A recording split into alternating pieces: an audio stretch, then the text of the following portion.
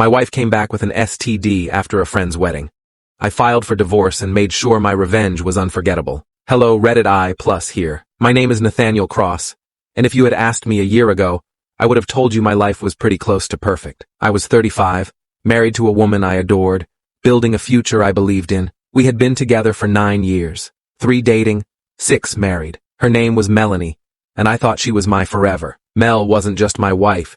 She was my home, my best friend, the person I turned to after every win, every loss. We had plans, travel, kids, building a life together brick by brick. And after struggling with 2 miscarriages, we were still trying. We were healing, or so I thought. Everything came crashing down after a wedding she attended out of town, a close friend's destination wedding.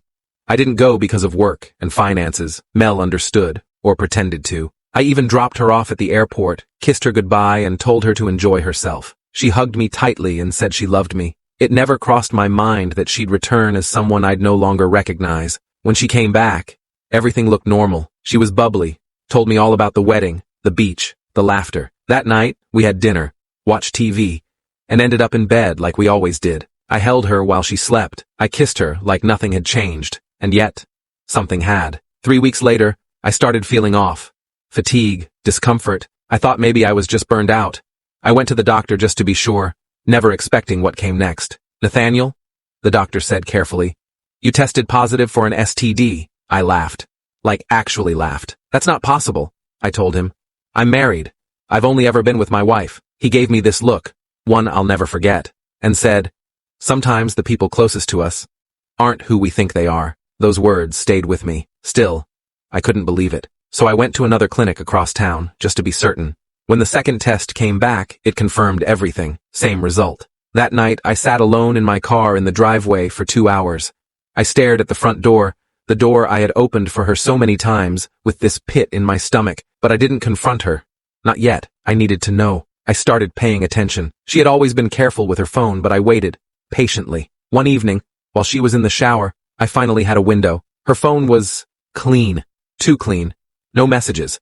No call logs beyond the obvious. No traces. Either she was meticulous, or the guy wasn't someone she messaged. I was on the verge of giving up, convincing myself the doctors were somehow wrong, until I found it. I was cleaning the bedroom while she cooked, something we used to do for each other, and her handbag was unzipped.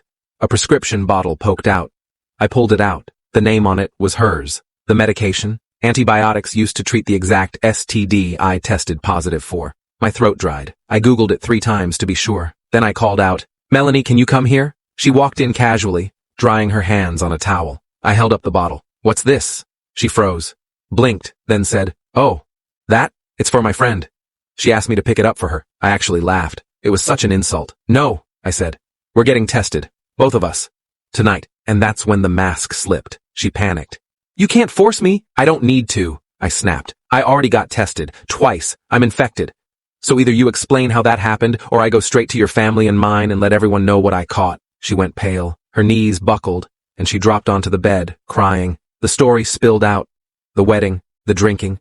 Some old friend from college she hadn't seen in years. She said it just happened.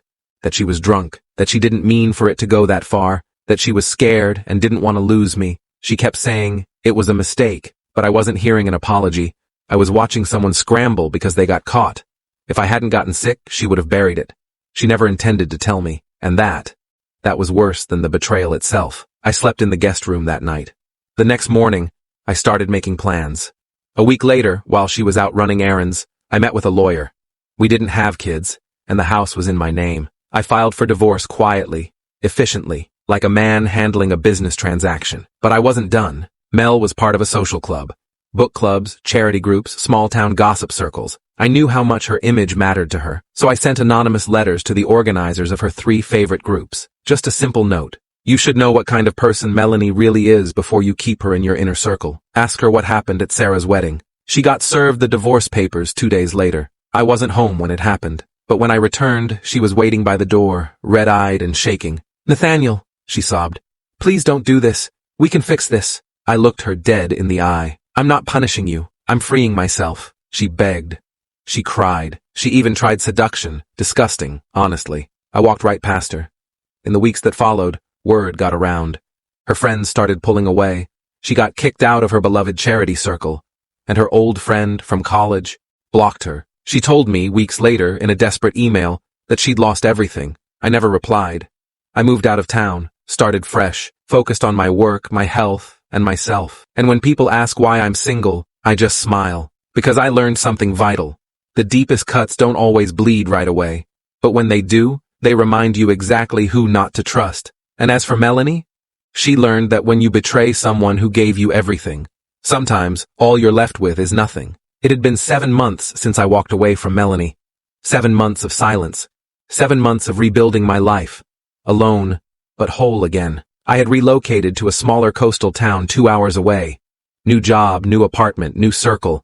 I even started therapy, something I never thought I'd do.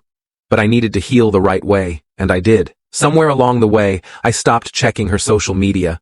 I stopped replaying everything in my head. I stopped asking why. I stopped wondering if I could have done something differently. Until one rainy Thursday night she showed up. It was close to 9 p.m., and I was about to shut down for the night when I heard a knock at the door, not the buzzer. An actual knock. I looked through the peephole and froze. There she was. Melanie. Standing on my porch, soaked through, hugging herself. I opened the door just slightly. She looked up at me with those same tear-filled eyes I'd seen the last time we spoke. Only now, there was something else behind them. Desperation. "Hi," she said quietly. "Can we talk?" I didn't respond, just stared. She stepped forward, but I didn't move. "Please," she added. "I know I'm the last person you want to see, but I had nowhere else to go." Eventually, I opened the door just enough to let her in. Not because I missed her, not because I forgave her, but because I wanted to see what 7 months of silence had done to her. And trust me, it had done a lot. She looked nothing like the vibrant, confident woman who once left for that wedding with excitement in her eyes. Her hair was unkempt, her clothes wrinkled, and she carried a tote bag that looked like she'd been living out of it. "What do you want, Melanie?" I asked flatly. She lowered her head. "I lost everything." Her voice cracked. She sat down slowly, like her body was too tired to hold itself up. "My parents cut me off. I lost my job after rumors spread. The club directors told me they didn't want me around anymore. I'm staying with my cousin right now, but I can't stay there much longer. I've been applying for jobs nonstop and—" She stopped herself, swallowed. I just wanted to say I'm sorry, really sorry. I didn't flinch. I didn't rush to console her. "I forgave you," I said calmly, "but forgiving you doesn't mean I want you in my life again." She looked at me like someone who had expected a hug and got a slap instead. Her lip quivered. "I understand that. I do, but I came here because I wanted to make it right, to show you I've changed." "That's the thing, Mel," I said. "You don't get to choose when your apology is accepted, and you don't get to be the hero in a story you wrecked." She flinched. "You showed up tonight not for closure, but for rescue. You want comfort now that there's no one left to hold you." Tears welled up in her eyes. "I'm not asking to come back. I don't know what I'm asking for. I miss you. I miss us." I walked to the door and opened it. "Us died the day you chose someone else over me, and came back with more than just guilt." She didn't move. "I really did love you," she whispered. "I believe you," I said. "But love without loyalty is just manipulation dressed in pretty words." She nodded slowly, as if each word bruised her more than the last. And then, without another sound, she walked out. I watched her disappear into the rain, and for the first time in years, I felt something I hadn't felt in ages: closure. Melanie didn't just lose her husband. She lost the version of herself that was still worth fighting for. And I found a man I never thought existed. Me.